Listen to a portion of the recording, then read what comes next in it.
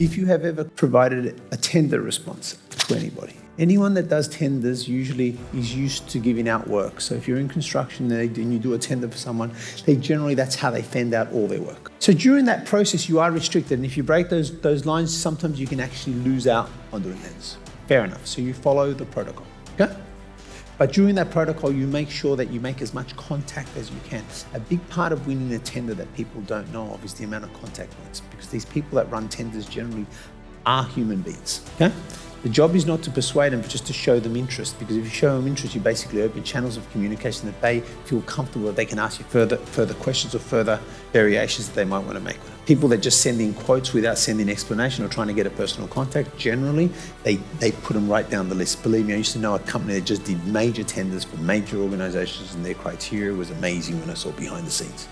When it's not tender period, all bets are off.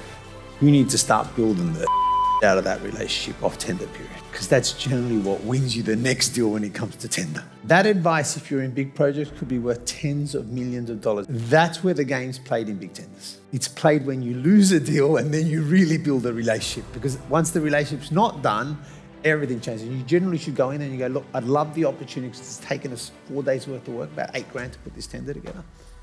And we understand, look, this time we weren't happy. Do you mind if we made an hour of time? I'd just love to run what parts of our tender can be improved, etc. Very few professional companies don't have a time allocation to explain to people that lose why they lose. But really what you're going in there to do is to connect at a further point, because there's another tender coming around the corner. And if they explain to you everything you need to fix up, they're basically reverse engineering for you exactly how they want to see it next time. The next tender, you give them the exact tender exactly how they told you to give it.